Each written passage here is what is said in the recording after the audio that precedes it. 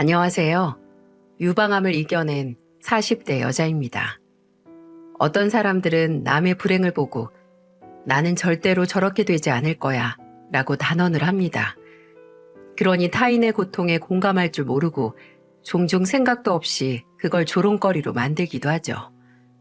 특히나 이런 사람들의 답없는 특징은 진짜 본인이 그 고통을 느껴보지 않는 이상 그 입장이 되어 측은지심을 느낄 수 없다는 거예요.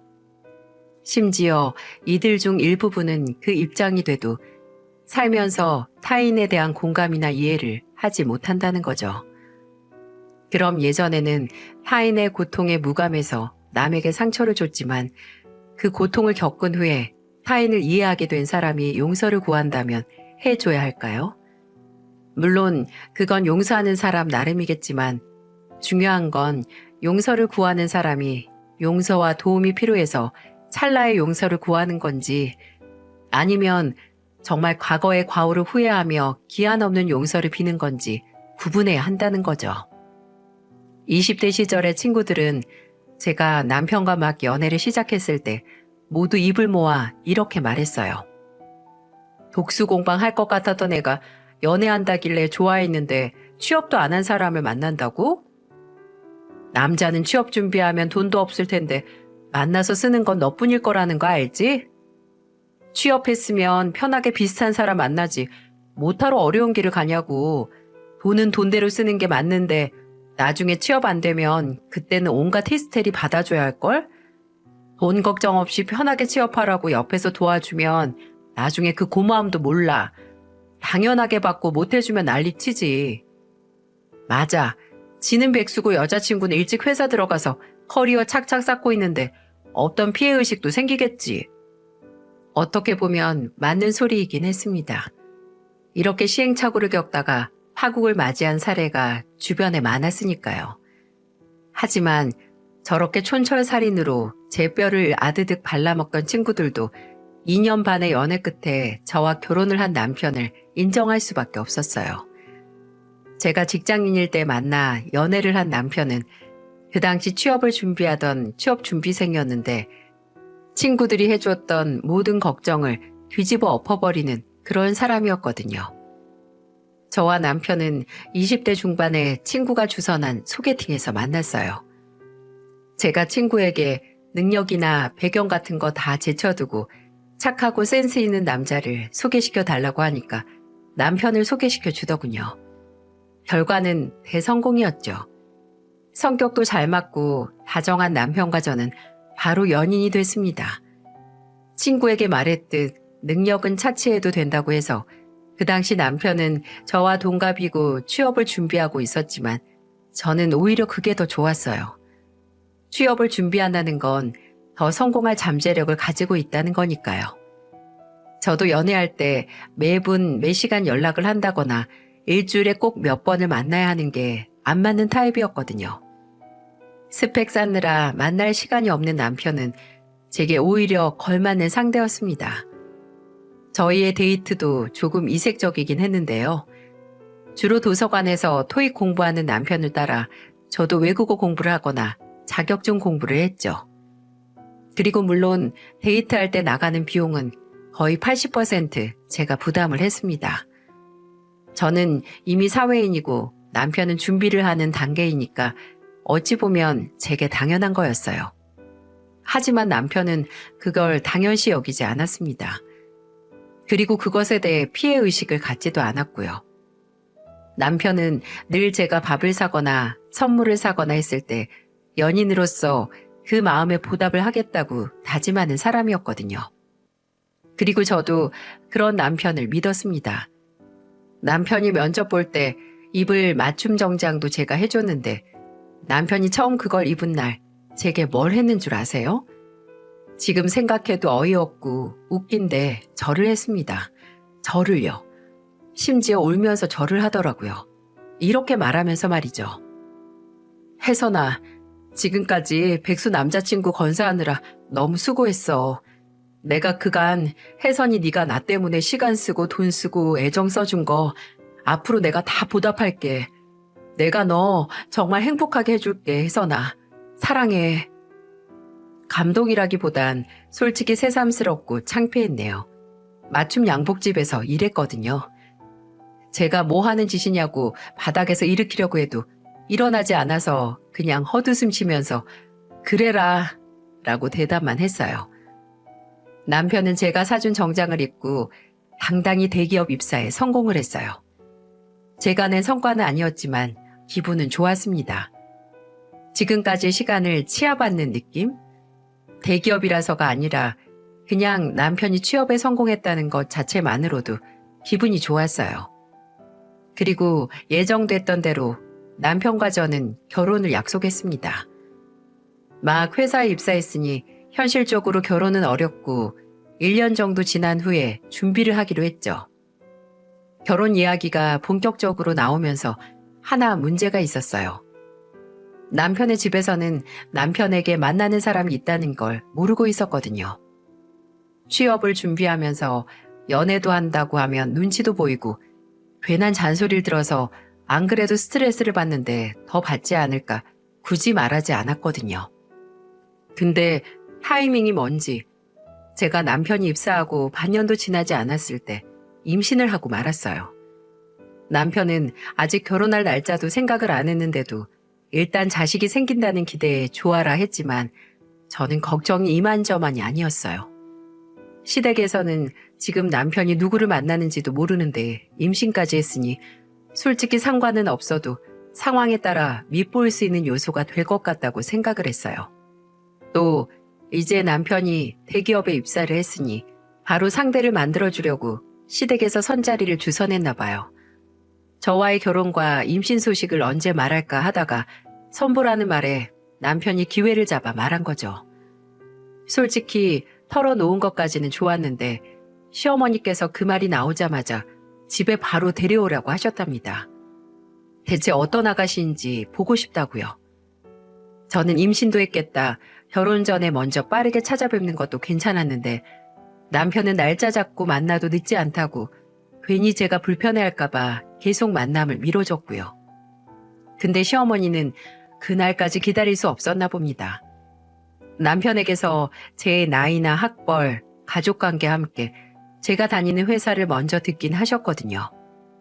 제가 말하라고 했어요. 시어머니는 이 정보로도 모자라서 직접 저를 대면하고 싶어 하셨습니다. 그 방법이 제 상식으로는 도저히 이해가 안 됐지만은요. 하루는 한창 일하고 있는데 회사 안내 데스크에서 콜이 울리더라고요. 누가 저를 찾아왔다고요. 찾아올 사람이 없는데 하고 나가보니 처음 보는 아주머니였어요.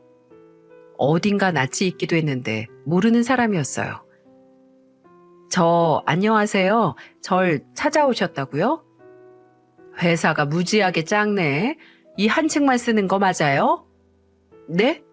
아니요. 아래층까지 저희 회사인데. 아니, 근데 누구세요? 나 준영이 엄마 되는 사람이에요. 네? 안녕하세요. 처음 뵙겠습니다. 김혜선입니다. 어떻게 이렇게 찾아오셨어요? 얼마나 귀중하길래 몇 년 동안 꽁꽁 숨겨놓고 안 보여주나 해서 내가 직접 왔어요. 여기 점심시간이 언제예요? 나랑 밥 한 끼 먹을 수 있죠? 그래도 내 아들이랑 결혼까지 할 거라면서 시어머니 될 사람한테 그만한 시간은 내어주겠지. 와, 미치겠더라고요. 분명 이렇게 밑도 끝도 없이 찾아온 게 불편하기도 하고 좀 화가 나기도 했는데 그냥 보낼 수도 없으니 죽을 맛이었죠. 저는 1시간 정도 뒤에 점심시간이라고 말씀을 드리고 근처에 갈 만한 식당 이름과 위치를 먼저 알려드렸고 갑자기 쳐들어온 시어머니는 먼저 가 있겠다고 하고 가시더라고요. 저는 사무실로 들어가자마자 바로 남편에게 연락을 했어요. 아직도 그때 남편의 비명소리에 가까운 목소리가 생생하게 기억이 납니다. 뭐? 미치겠네. 아니, 거길 왜 가신 거야? 혜선아, 나가지 마. 내가 지금 전화드려서 다시 집으로 가시라고 할게. 아니야, 됐어. 이왕 여기까지 오신 김에 만나지 뭐. 남편은 극구 저를 말렸지만 이왕 마주한 김에 시어머니께서 어떤 분인지 저도 예비 며느리로서 알아가는 기회가 될 거라고 생각을 했어요.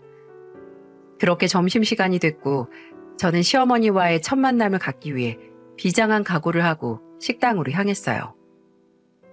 아까는 좀 놀랐죠? 내가 너무 궁금해서 그래요. 우리 둘째 아들이 누굴 만나나 해서. 괜찮습니다. 제가 먼저 찾아뵀어야 했는데 준영 씨가 괜한 배를 했네요. 그리고 어머님, 말씀 놓으세요. 그럼 그럴까? 근데 아직 배는 안 나왔구나. 몇 개월이나 됐고? 이제 4주 됐어요. 그래? 아유, 이미 애까지 덜컥 들어섰는데 내가 뭐 결혼을 다시 생각해라 하기도 뭐하네. 그럼 혜선이는 이직 준비하고 있니? 네? 이직이요? 아니요, 그럴 계획 없는데요. 어머, 왜? 지금 다닌 회사 정도는 그냥 더 좋은 회사 갈 징검다리 수준 아닌가? 이게 뭔가 싶었습니다. 저는 중소기업 광고회사에 다니고 있었는데 그래도 같은 업계에서는 평판도 좋고 이름이 꽤 알려진 회사였거든요. 근데 시어머니께서는 전혀 눈에 차지 않으셨나 봅니다. 남편 될 사람 대기업 갈 때까지 기다리면 뭐해. 본인 스스로도 좋은 직업 가지려고 노력해야지. 혹시 혜선이 너도 요새 취직이다 뭐다 하면서 남편 직업에 기대고 뭐 그런 거니? 그래서 임신도 덜컥 먼저 해버린 거고? 임신이 뭐 제가 혼자 하고 싶다고 하는 건가요? 그리고 저는 딱히 준영 씨가 대기업 갈 때까지 기다린 게 아니어서요. 물론 제가 준영 씨 취업 준비할 때 교재나 학원비를 내긴 했어요. 근데 그건 어디까지나 연인으로서 집안에 도움 못 받는 준영 씨를 도운 것뿐이고요. 저는 저대로 제 커리어 쌓은 것뿐이에요. 지금 다니는 회사도 규모만 작지 업계에서 이름 난 곳이고요. 어머님이 잘 모르셔서 그렇게 생각하신 걸 거예요. 이해합니다. 솔직히 말하자면 그 자리에 나오기 전에 저 스스로 시뮬레이션을 했거든요. 혹시 시어머니께서 무슨 말을 하시면 어떻게 맞받아칠까 하고요. 어디 나오는 막장 드라마처럼 혹시 대기업 입사한 잘난 아들 포기하라고 하는 거 아니냐 하고 얼토당토하는 상상까지 하면서 코웃음 쳤는데 그때 그 상상한 게 다행이었네요. 시어머니께서는 제가 남편이 언젠가 성공한다는 걸 전제로 깔고 마치 적금 만기를 기다리는 사람처럼 남편을 만나왔다고 그렇게 생각을 하셨나 봐요. 그 자리에서는 그냥 웃으면서 적당히 맞받아쳐서 다행이었네요. 이외에도 이미 알고 계시면서도 저희 가족 이야기라든지 부모님 직업도 물어보시고 제 동생이 뭘 하고 지금 연애를 하는지도 다 캐물어 가셨어요. 나중에 이 후기를 남편에게 전하니까 남편은 얼굴이 빨개져서 제게 사과를 했어요. 본인 어머니를 보고 부디 본인을 버리지 말라고 하더군요. 시어머니가 노골적으로 이상한 분이라고 할지라도 딱히 남편과의 결혼을 다시 생각하진 않았어요. 제가 결혼하는 상대는 남편이고 또 남편이 어떤 사람인지 아니까요. 그리고 무엇보다 저도 할 말은 하고 뒤끝은 털어버리는 성격이라서 언짢으면 받아치고 아니면 아닌 거라고 마음을 먹었습니다. 시어머니와의 첫 만남이 강렬했던 거에 비해 저와 남편은 별다른 문제 없이 결혼식을 올렸어요. 왜냐하면 저와 남편의 결혼은 시어머니 관심의 대상이 아니었거든요. 비슷한 시기에 아주버님께서도 결혼할 상대를 데려오셨고 제 형님 되는 사람에게 온 관심을 퍼부으셨어요. 큰 며느리의 직업은 둘째 며느리의 직업보다 잘나서 마음에 쏙 드셨기 때문이에요. 개인 사업을 하는 아주버님이 결혼할 상대인 형님은 의사였는데 시어머니는 결혼한다는 소리를 하자마자 마치 의사인 큰형님을 본인이 키워 의사로 만든 양 자랑스러워하고 어디든 뽐내고 싶어 하셨어요. 저한테는 남편 직업에 기대지 말라고 하시더니 누가 누구 직업에 자를 맡기는 건가요? 저희 상견례 때도 결혼을 하는 저와 남편의 얘기가 아니라 우리 큰애가 이번에 의사 며느리를 소개시켜줬는데 라고 하시며 형님 자랑을 하시긴 했죠. 나중에 짜증이 난 남편이 지금 나랑 형수님이랑 결혼해요? 왜 계속 형수님 얘기를 해요? 엄마가 의대 보낸 것도 아니면서 라고 핀잔을 주기까지 했어요. 시어머니가 일부러 너보다 의사인 큰애가 더 예쁘다를 어김없이 티내는 태도도 짜증나긴 했지만 오히려 좋았습니다.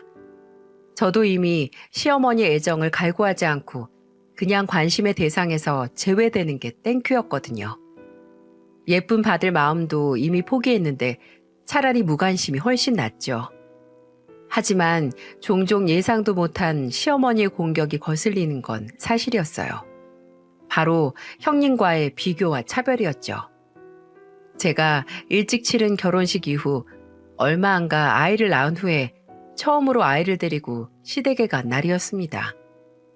조카를 보겠다고 아주버님과 형님까지 오시고 시댁 가족들의 관심사는 바로 태어난 지 얼마 안 된 제 딸이었죠. 좋은 말만 오고 가는 좋은 날에 제가 다니는 회사 육아휴직 얘기가 나오자마자 급속도로 분위기가 오묘해졌어요.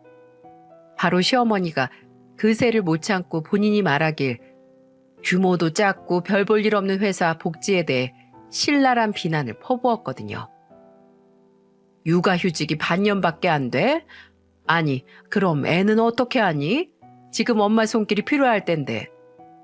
법적으로는 출산휴가까지 1년 2개월 정도인데 그냥 눈치 봐가면서 쓰면 반년이 적당하다는 거죠. 그래야 저도 속이 편하고요. 이래서 사람이 출세해야 하는 거야. 혜정이 너희 병원도 육아휴직 1년 넘게 주지? 그리고 의사니까 얼마나 애를 잘 보겠니? 애가 아프면 엄마가 닥터니까 바로바로 봐주고. 엄마는 뭐 출세해서 저랑 형이랑 나왔어요? 나는 일도 안 하고 너희 키웠잖아. 그럼 내가 육아휴직 받아야겠네. 나는 출세해서 대기업 다니니까 1년 넘게 쉬면서 우리 희지 봐줄 수 있잖아. 그치 여보? 쟤 말하는 것 좀 봐라. 너 회사 들어간 지 얼마나 됐다고 쉬어. 넌 더 일해서 경력 더 쌓아야지. 아내 눈치 보라고 대기업 보낸 줄 알아? 아이고 참, 우리 엄마 착각 한 번 크게도 하시네. 막말로 나 대기업 가는데 도움을 제일 많이 준 건 혜선이죠. 혜선이가 나 교재 사줘, 학원 보내줘, 공부하면서 배 골지 말라고 밥도 사줘. 그러니까 힘들게 대기업 보낸 보답은 혜선이도 받아야죠. 여보 걱정 마. 내가 육아휴직 받아서 우리 희지 잘 키울게. 다행히 옆에서 남편이 제가 입을 떼기도 전에 말 같지도 않은 트집을 막아줬지만 분이 안 풀린 건지 계속해서 저를 노려보는 시어머니 눈빛은 뜨겁다 못해 따가웠습니다. 이미 아쉬울 것 없는 저는 시어머니가 뭐라고 하든 이래도 흥 저래도 흥 무시하고 넘어갔어요. 근데 시어머니는 어떻게 해서든 대기업 간 아들이랑 임신해서 결혼한 성에 안 차는 며느리에게 상처를 주시고 싶으셨나 봅니다. 시어머니는 늘 저를 만나기만 하면 못 잡아먹어서 안달이셨지만 한마디도 지지 않고 맞받아치거나 아예 무시하고 마는 저를 보면서 늘 더 언짢아하셨어요. 마음에 안 드는 며느리 기죽이고 싶은데 뭘 해도 죽기는커녕 더 쌩쌩해지니 속이 터지셨겠죠. 예를 들어서 명절에 귀한 의사 며느리는 그냥 쉬게 하고 저만 불러서 음식을 만들라고 하거나 김장을 담그라고 할 때 저는 그냥 남편을 부르고 말거든요. 어차피 제 입이랑 제 가족 입에 들어가는데 저도 당연히 도와야죠. 근데 혼자만 고생할 수 없으니 당연하게 남편을 불러 같이 합니다. 뭐 거의 남편이 더 할 때도 있고요. 그럼 시어머니는 뒤에서 눈을 가늘게 뜨고 노려보거나 남편에게 푼수라고 하면서 등짝을 때리곤 하셨죠. 근데 그 후에는 무슨 연구를 하신 건지 아예 방법을 바꾸시거든요. 여러분, 사람이 제일 서러울 때가 언젠가요? 저는 크게 아플 때와 먹을 걸로 차별받을 때라고 생각을 하거든요. 근데 시어머니가 이 방법을 사용하시더라고요. 결혼하고 한 4년 정도 지났을 때였어요. 그때는 제가 둘째를 낳은 후이기도 하고요. 금요일 저녁 시댁에 모여서 식사를 하기로 했었어요. 저와 남편, 아주버님과 형님 각자 일 끝나면 시댁에서 만나기로 했죠. 근데 그날 일이 일찍 끝나서 조기 퇴근을 할 수 있었습니다. 그래서 집에 들러서 어머니랑 둘째 얼굴 보고 시댁으로 갈까 했어요. 근데 그래봤자 1시간 여유가 있을 뿐이라 애매해서 바로 시댁으로 갔죠. 일찍 도착한 저를 보고 시어머니가 늘 그렇듯 못마땅하게 생각할 거라고 생각을 했어요. 회사가 어쩜 그렇게 일이 없니? 퇴근 시간도 들쭉날쭉 이래가지고 작은 회사들은 이런 식으로요. 근데 웬걸? 처음에는 일찍 온 저를 보고 의아해 하시더니 이내 굉장히 반겨주시는 거 아니겠어요? 주방에서도 맛있는 냄새가 솔솔 풍겨오고 처음 보네요. 제가 시댁에 들어갔을 때 시어머니가 저를 보고 웃는 모습을요. 시어머니는 화장실에서 나오시면서 이렇게 말씀하셨어요. 일찍 와서 좋네. 피곤하지? 근데 애들이 다 늦는다고 연락 왔더라. 배고프면 밥 먼저 먹으라고 하는데 둘째 너 먼저 먹을래? 열심히 일하느라 배고플 거 아니야. 배가 고프면 먼저 밥을 차려주겠다는 시어머니. 처음에는 다른 사람들도 오면 같이 먹겠다고 하려고 했는데 그래, 내가 지금 아니면 언제 시어머니가 따로 차려주는 밥상을 받겠어 하는 생각에 그럼 먼저 먹겠다고 했어요. 시어머니께서는 제가 먼저 먹겠다는 말에 웃으면서 상을 차려주셨는데 수저가 한 개만 있더라고요.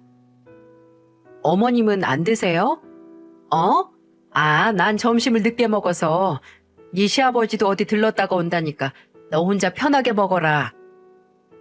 근데 이상했어요. 나물 반찬 위주로 된 상 위에는 제가 분명히 냄새를 맡은 훈제오리 고기볶음이 없는 거예요. 시어머니께서 화장실에 가셨을 때 저는 주방 싱크대에서 손을 씻었거든요.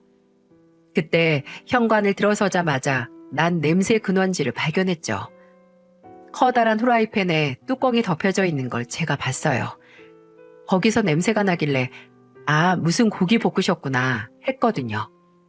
근데 예상했던 고기 반찬은 나오지 않았죠. 거기서 반찬이 이것뿐이냐, 아까 고기 냄새 맡았는데 없냐 하기도 뭐해서 그냥 야채 위주로 구성된 반찬과 묵국이랑 밥 한 공기를 뚝딱 했습니다. 근데 제가 밥을 다 먹고 나서 다른 사람들이 시댁에 도착했을 때 보고야 말았어요. 제가 냄새를 맡은 그 훈제 오리고기 볶음이 담긴 후라이팬을 다용도실에서 들고 나타나는 시어머니를 말이죠. 와, 그때 그 고기 볶음을 다시 본 제 심정이 조금이라도 예상이 가시나요? 거기서 어머님, 왜 저는 그 반찬 안 주셨어요? 말하지도 못하고 어처구니가 없고 서러워서 그냥 거기 있었어? 라고 혼잣말처럼 말하니 그 말을 듣고 시어머니가 저를 흘긋 보시더라고요. 그때 제 표정이 꽤 볼만했을 거예요. 진짜 참담했거든요. 단순히 고기 반찬을 나만 못 얻어 먹었다는 게 서러운 게 아니라 처음으로 내가 시댁에 가서 시어머니에게 환영받는다는 느낌을 받아서 좋아했는데 그 환영이 얼씨구나 하고 제게만 풀떼기를 주려던 시어머니의 계획 중 하나였다니 이루 말할 수 없을 정도의 자괴감과 인간 대 인간으로서의 실망감이 저를 묵직하게 눌렀습니다. 제가 몇 년 뒤에 회사를 그만두고 식당을 차렸을 때도 더하면 더했지 덜하진 않았고요. 제가 운 좋게 프랜차이즈 국밥집을 계약해서 오픈할 수 있었어요. 새로운 일을 시작해보고 싶기도 했고 일하는 회사에서 더 이상 승진할 수 있는 길이 보이지 않아서 남편과 가족의 응원을 받으며 기회를 잡았습니다. 근데 형님이 개인 병원 개원할 때는 화려한 대형 화환이랑 꽃바구니, 심지어 같이 일하는 간호사들한테 커피도 돌리셨던 시어머니가 제가 식당을 오픈했을 때 한 손으로도 들 수 있는 축하 화분 하나 딸랑 보내주셨네요. 그때는 이미 어떤 기대도 없는 저보다도 남편이 화를 더 많이 냈어요. 어쩜 이럴 수 있냐고요. 남편은 그 화분을 받자마자 시어머니께 전화를 해서 따졌죠. 어떻게 이래요? 어떻게 이렇게 사람을 차별하냐고요. 형수 병원에는 보낼 수 있는 거 다 보내면서 축하해줬으면서 혜선이는 같은 며느리도 아니에요? 혜선이가 형수보다 못한 게 뭔데요? 엄마가 그렇게 따지는 직업 빼고 형수가 혜선이보다 엄마한테 뭐라도 하나 잘한 거 있어요? 됐어요. 이거 도로 돌려보낼 테니까 엄마가 가지세요. 그리고 진짜 화분을 그대로 포장해서 시댁으로 보내버렸어요. 남편은 그냥 당신만 무시를 해도 화가 나는데 이건 나까지 무시하고 차별하는 거라고 단단히 화가 났어요. 그래도 그전에는 시어머니의 속물스러움과 노골적인 차별을 그저 무시하고 원래 그런 분이니까 참자 했는데 후로는 남편이 먼저 시댁에 가자는 소리를 안 하고 갈 일이 생겨도 가지 말자고 하더군요. 더 이상 제가 무덤덤하게 감내하는 것도 못 보겠대요. 근데 저희가 안 가니 도리어 찾아오시더라고요. 근데 중소기업을 다니는 며느리만큼 식당 마감 시간이 늦어 늦게 퇴근하는 며느리도 못마땅해 하셨어요. 제가 식당을 열고 한 석 달 정도 지났을 때였을 거예요. 퇴근하고 집에 들어가니 저를 반겨주는 건 남편도 애들도 아니고 바로 시어머니였어요. 그리고 시어머니는 저를 보자마자 이렇게 말씀하셨죠. 너 그 식당 안 되겠다. 사람을 써서 집에 일찍 들어오던지 해. 네가 그 작은 식당에서 일하느라 안 들어와서 준영이 제가 혼자 밥 차려 먹고 애 보고 다 하잖아. 지금 일하는 사람 못 늘려요, 어머님. 그리고 혼자 밥 차려 먹는 게 뭐요? 저 회사 다닐 때도 밥은 시간 남는 사람이 차려서 같이 먹었어요. 애들도 본인 자식 본인이 돌보는 게 그렇게 억울한 일이에요? 그럼 넌 뭐 하는데? 이 집 구석에서 네가 하는 일이 뭐가 있어? 혜선이가 왜 하는 일이 없어요? 아침에 애들 밥 먹이고 둘째 장모님 댁에 맡기는 것도 다 혜선이가 하는데.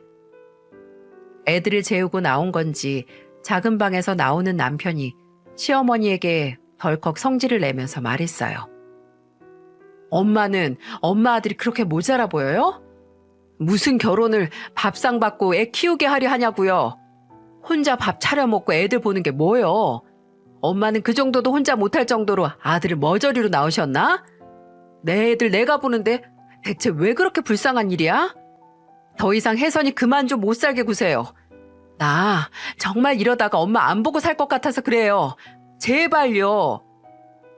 시어머니는 오히려 본인이 상처받은 사람처럼 얼굴을 일그러뜨리고 남편에게 그래 자식 새끼 낳아봤자 다 쓸모없다. 지 생각해서 말해도 쌍심지를 켜고 마누라 편 만드니 서러워서 살겠니? 라는 말을 하고 그대로 집을 나가버리셨어요. 저뿐만 아니라 남편 또한 시어머니에게 질려가는 것 같았습니다. 옆에서 꽤 오랫동안 제가 질려가는 걸 봤으니 당연하겠죠.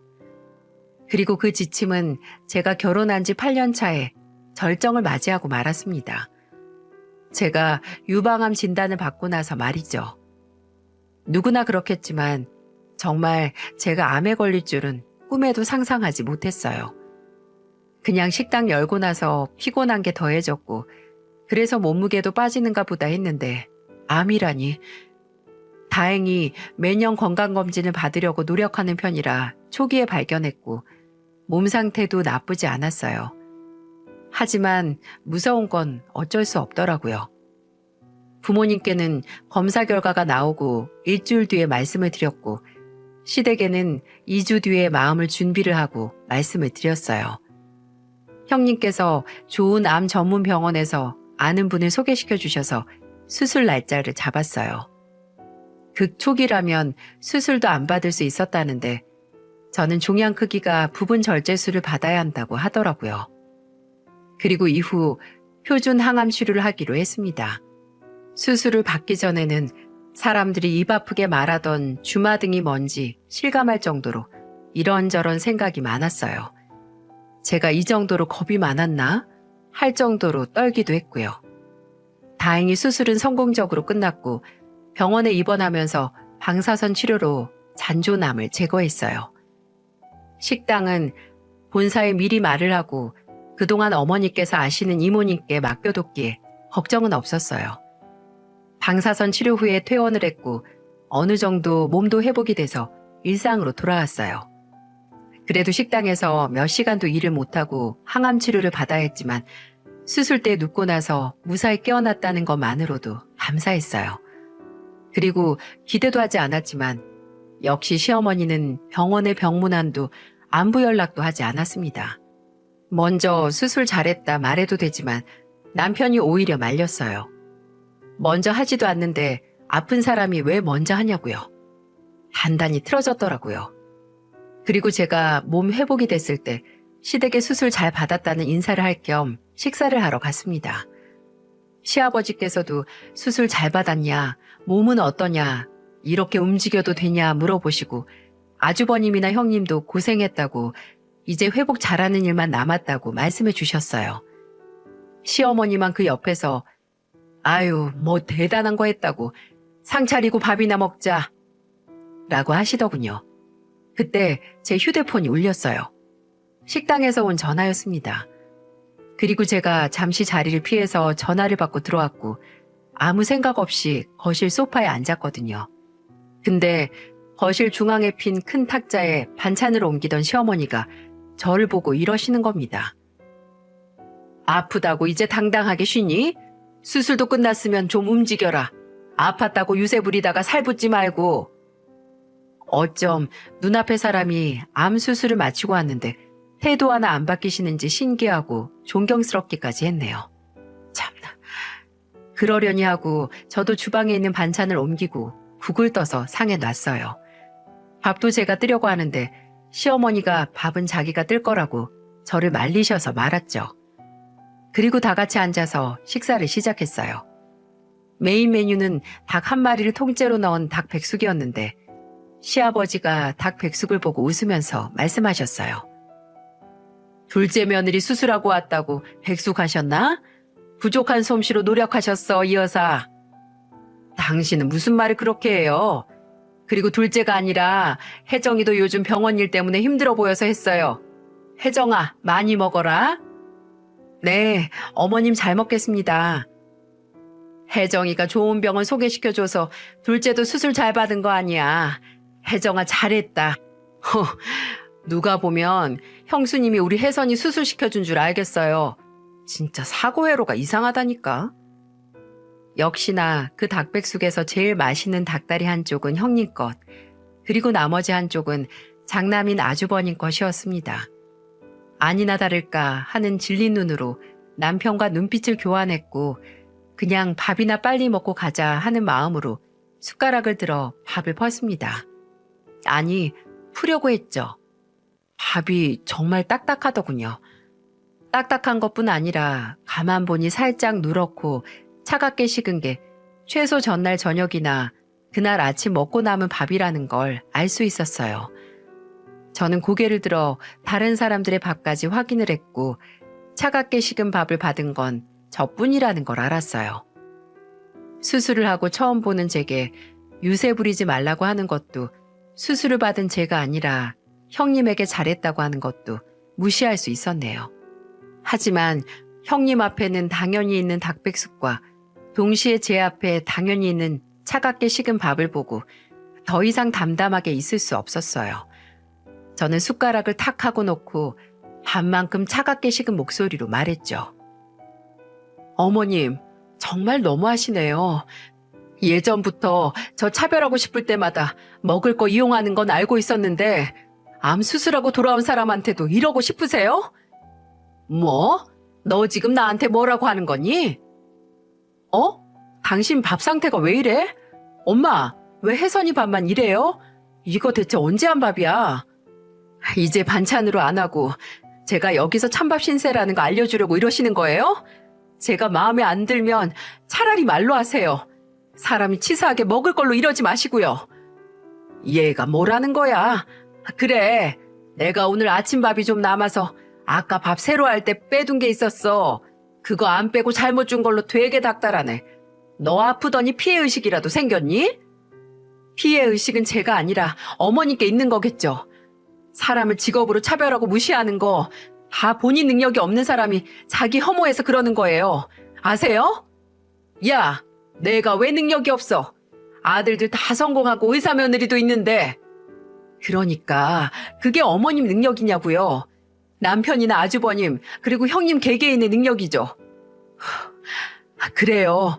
그렇게 저 보는 것도 참지 못하고 이렇게 티내실 수밖에 없으면 앞으로 머리털 하나도 어머님께 안 볼게요. 여보, 가자. 이게 아프다고 가만히 있었더니 못하는 소리가 없네. 야, 너 좀 아프다고 내가 봐줄 것 같아? 그 작은 거 하나 떼어내는 수술하고 나서 네가 뭐 대단한 일 이겨낸 것 같나 본데 너 잘난 거 하나 없이 매번 말대답하고 고고하게 구는 거 내가 늘 마음에 안 들었어. 네, 마음대로 생각하세요. 나중에 그 대단할 거 없는 일 만약에 어머님께도 일어나면 똑같이 생각하세요. 유세부리 생각하지 마시고요. 그대로 남편과 시댁을 나왔습니다. 남편은 나오기 전에 이제 여기 올 일 없다라고 말했고, 시어머니는 그런 남편에게 그래, 오지 말고 너희 마음대로 살아라 라고 소리를 지르셨어요. 그 후로는 시댁과 별다른 연락도 하지 않았고요. 종종 남편이 시아버지나 아주버님과 연락을 할 뿐이었죠. 남편은 이제 아무 걱정하지 말고 자잘한 신경도 끄고 남은 항암 치료에 집중하자고 하더군요. 저도 그러려고 했고요. 저는 거의 1년 정도의 항암 치료를 받았습니다.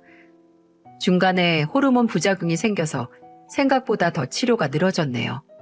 하지만 호르몬 약을 포함한 약들만 챙겨 먹으면 될 정도로 상태가 호전이 됐어요. 식당에도 다시 복귀를 했고 치료 중에 빠졌던 머리도 되돌아올 정도로 시간이 지났네요. 그러다가 제가 병원을 소개시켜준 형님께 인사만 하고 작은 감사 선물도 안 한 게 생각이 나더라고요. 아무리 가족이어도 챙길 건 챙겨야 할 것 같아서 혹시 필요한 건 없나 형님께 연락을 했죠. 근데 없는 번호라고 뜨는 게 아니겠어요? 여보, 형님 번호 바꾸셨나? 아주버니께 물어봐서 좀 알려줘. 어? 아, 당신한테 아직 말 안 했는데 형 지금 별거 중이야, 형수님이랑. 아니, 이게 대체 무슨 말인가요?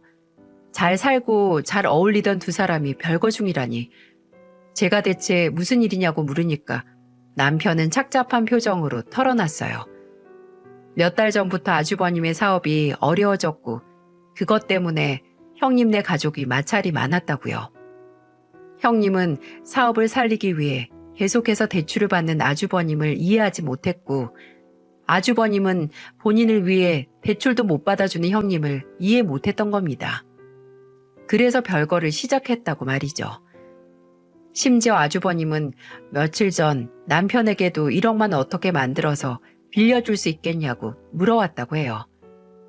아무리 남편 직업이 좋고 저도 식당이 잘 된다고 하지만 제가 받았던 통합치료와 또 애 둘을 키우는 생활비, 집을 사고 남은 대출까지 생각하면 수중에 1억이라는 여윳돈을 만들 수 있는 여건이 되지 않았거든요. 그래서 남편은 어렵게 거절을 했다고 하더라고요. 시댁과 거의 연락을 끈다시피 하니 이런 일이 있었는 줄도 몰랐구나 했죠. 근데 하루는 남편이 집에 있다가 전화를 한 통 받고 심각한 표정으로 병원에 가봐야겠다고 하더라고요. 무슨 일인가 했더니 시어머니의 호출이었어요. 남편은 시어머니가 무슨 종합검진을 받았는데 결과가 안 좋다고 했다고 시아버지와도 연락이 안 된다고 본인을 불렀다고 해요. 저는 얼른 가보라고 했고 몇 시간 뒤에 다시 집으로 돌아온 남편의 얼굴은 잿빛이다 못해 칙칙한 흑색이었어요. 시어머니는 병원에서 한 종합검진에서 간암 중기 판정을 받았다고 합니다. 순간적으로 저는 과거 제가 했던 말이 떠오르더군요. 어머니께서도 똑같은 일 일어나면 유세 부리지 말라고. 솔직히 제가 화가 나서 내뱉은 말이 실현된 것 같다는 생각에 심장이 덜컹했어요. 그런 제게 남편은 시어머니가 저와 남편이 본인의 병간호를 도와줄 것을 부탁했다고 합니다. 뭐? 아니, 그렇게 예뻐하는 아주버님이랑 형님은 어쩌고? 닥터 며느리 따로 있잖아. 일단 오해하지 마. 나도 똑같이 말했어. 그렇게 애지중지하는 의사 며느리한테 고쳐달라고 하라고. 근데 엄마가 그 말 듣고 대성통곡을 하면서 부탁하고 싶어도 못한대. 형수님이랑 형 지금 이혼 소송 중이래. 오래 별거하다가 이제 결과가 나온 거지 뭐. 나한테 전화하기 전에 형수님한테도 전화했는데 왜 이제 며느리도 아닌 사람한테 그러세요? 아들한테 전화하세요. 이렇게 말하고 끊으셨나 봐. 참나, 아무리 우리 엄마지만 낙동강 오리알 된 거지. 그래서 이번엔 꽁보다 닭이라고 이제 우리한테 기대겠다는 거야? 내가 싫다고 했다니까. 제대로 거절했어. 어떻게 우리한테 그걸 부탁해? 아무리 가족이어도 우리가 그동안 어떤 대우를 받았는데. 남편도 저만큼 시어머니께 쌓인 악감정이 심하더라고요. 그도 그럴 것이 저보다도 먼저 장남인 형과 비교당하면서 살고 그리고 저랑 결혼한 후로부터는 더 차별을 당했으니까요. 남편은 제대로 거절을 했다고 하지만 시어머니는 쉽게 포기하지 않았습니다. 아프다는 몸을 이끌고 제 집이나 식당까지 오셨으니까요. 하루는 식당 마감을 하고 주차된 차로 가는데 제 차 앞에 누가 서 있더라고요. 시어머니였어요. 어두운 밤에 갑자기 마주친 인형에 놀라 굳어 있었는데 시어머니는 제 표정에 아랑곳하지 않고 울상이 된 얼굴로 다가오더라고요. 혜선아, 너 왜 그렇게 전화를 안 받니? 아, 어머님이셨어요? 근데 전화요? 아, 어머님, 저랑 언제 마지막으로 봤는지, 왜 그날이 마지막이 됐는지 기억 안 나세요? 제가 어머님 전화를 왜 꼭 받아야 하는데요? 왜긴 왜야? 너는 암 걸린 시애미가 불쌍하지도 않니? 이제 첫째 그년도 연락이 안 돼서 내가 무서워 죽겠는데.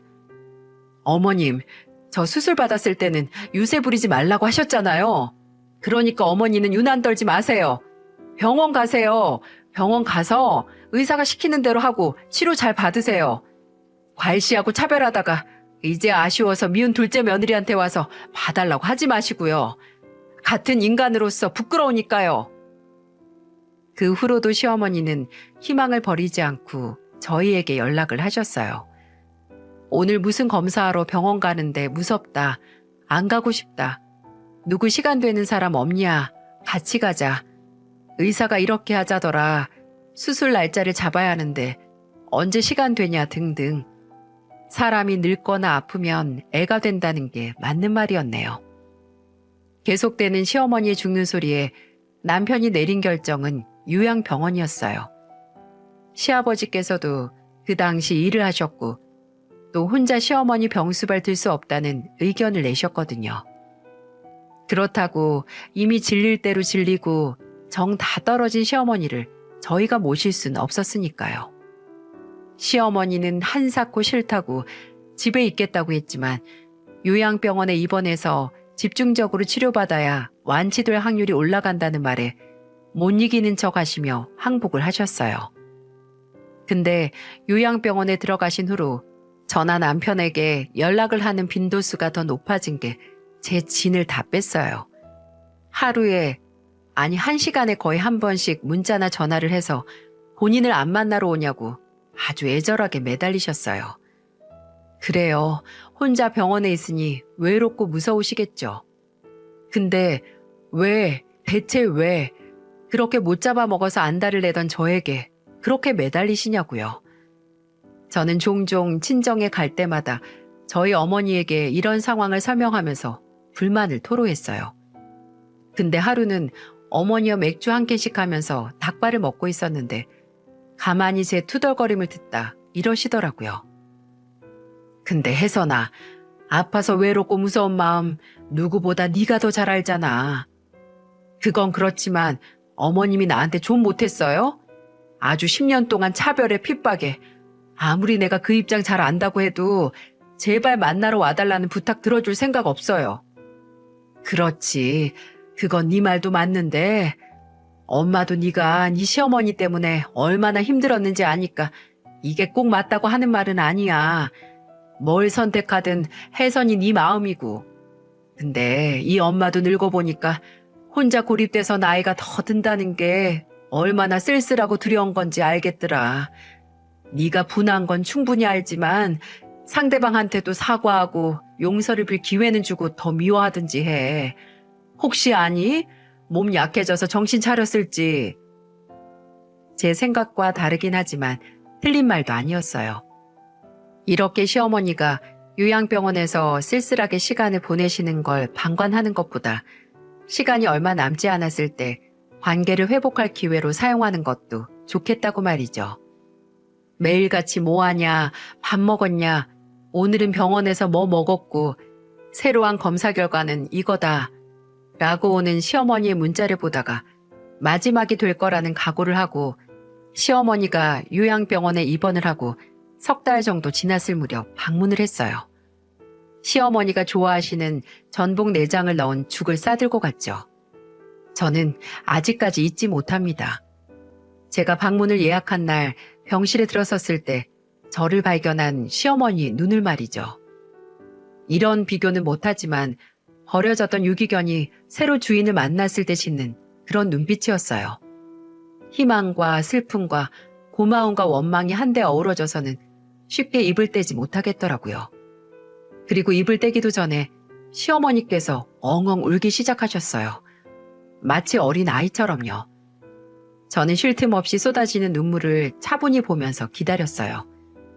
그리고 어느 순간 넘어갈 것 같은 울음소리가 그쳐갈 때 시어머니 앞에 제가 싸운 죽을 놓고 말했어요. 어머님, 저한테 뭐 할 말 없으세요? 시어머니는 젖은 얼굴을 소매로 쓱쓱 닦고 얼굴을 드셨는데 저를 못 쳐다보시더라고요. 저는 또 기다렸죠. 시어머니 입에서 나올 말을요. 그리고 얼마가 지났을까 덜덜 떨리는 목소리가 들렸습니다. 내가 정말 미안하다. 혜선이 너한테는 무슨 얘기 들어도 내가 할 말이 없어.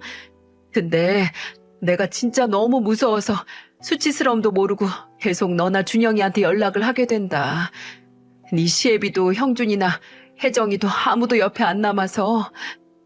그래서 이제 혼자가 됐으니 아쉬운 대로 만만한 저나 준영 씨한테 책임지라고 하시는 거예요?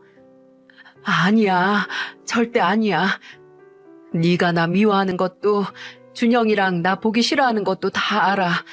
아는데 그래도 아픈 사람 살린다고 생각하고 조금만 나한테 기회를 주면 안 되겠니? 저는 대답하지 않았습니다. 그냥 제가 싸운 죽을 열어서 시어머니 앞에 놨어요. 그날은 그냥 시어머니가 죽을 다 먹는 모습만 보고 나왔습니다. 그리고 일주일 후에 남편과 같이 갔죠. 남편을 설득하는 게 힘들긴 했지만 제가 괜찮고 한 번이라도 기회를 드리자라고 말하니까 넘어오더라고요. 그게 제가 내민 화해의 악수 같은 행동이었네요. 그 후로는 3주에 한 번씩은 꼭 시어머니를 보러 갑니다. 저도 사람인지라 아직 예전의 기억이 남아있어서 많이 찾아가진 않아요. 처음에는 갔을 때마다 시어머니가 고맙고 미안하다고 울기 바빴는데 이제는 저희가 가면 웃기 바쁘세요. 한 번은 손이 심심하니까 괜찮다면 뜨개질할 실하고 바늘을 가져다 달라고 부탁하시더군요. 그래서 갖다 드리니까 몇 주 뒤에 제 장갑과 본인 털모자를 만드셨더라고요. 마치 세트인 것처럼 같은 색깔로 말이죠. 둘째 양말이나 첫째 귀마개도 만드시고 병원에 계시면서 뜨개질 도사가 다 되셨다니까요. 아마 병원에서 있으면서 저나 제 가족에게 사과를 할 방법이 그런 것뿐이니까 손이 가는 대로 만드시는 것 같았습니다. 저도 잘 쓰겠다고 웃으면서 감사하다고 했어요. 종종 시어머니가 제 얼굴을 빤히 보실 때가 있어요. 눈썹을 살짝 팔자로 만들고 눈은 촉촉해져서 아랫입술이 가끔 떨리기도 합니다. 제가 왜 그렇게 보시냐고 하니까 눈을 피하면서 미안해서래요. 그냥 제 얼굴만 보면 계속 미안한 감정만 차오른다고, 정말 죄짓고 살면 안 되겠다고 하시더군요. 용서라는 게 이렇게 사람을 바꿀 수 있는 건가 싶고, 솔직히 한편으로는 아플 때만 일시적으로 이러시는 거고 나중에는 다시 예전의 모습으로 돌아오시는 건 아닌가 싶어요. 지금도 시어머니께서는 병원에서 치료를 받고 계십니다. 수술도 잘 끝났고 잘 회복하고 계시고요. 하지만 나이가 있어서 몸은 많이 노쇠하셨어요. 시어머니의 몸이 암 치료를 감당하기 버거운 거겠죠. 살이 많이 빠진 시어머니를 보면서 사과할 기회를 드려서 다행이라는 생각이 들었네요. 이래서 엄마 말을 들으면 자다가도 뭐가 생긴다고 하나 봅니다. 저를 그렇게 싫어하던 시어머니가 제가 없으면 당장 넘어갈 것 같이 구는 모습은 솔직히 유쾌하지도 또 시원하지도 않았어요. 물론 사과를 받은 건 다행이고 속이 풀리긴 했지만 동시에 왜 이렇게 잘 지낼 수 있는 걸 대체 뭘 위해서 그렇게 모질게 행동을 하셨나 원망스럽기도 하네요. 뭐 이제는 그 원망을 앞으로 시어머니께서 제게 보여주는 행동으로 풀든 말든 결정을 해야겠죠. 뭐가 됐든 어쨌든 끝을 보는 거기 때문에 후회는 없습니다. 앞으로도 종종 시어머니를 찾아가고 제 몸도 건사하면서 후회 없는 삶을 살고 싶네요. 여러분께서도 꼭 뭐든 행동을 해서 끝을 보고 만족스러워하는 삶을 사셨으면 합니다. 모두들 건강 꼭 챙기시고 행복하세요.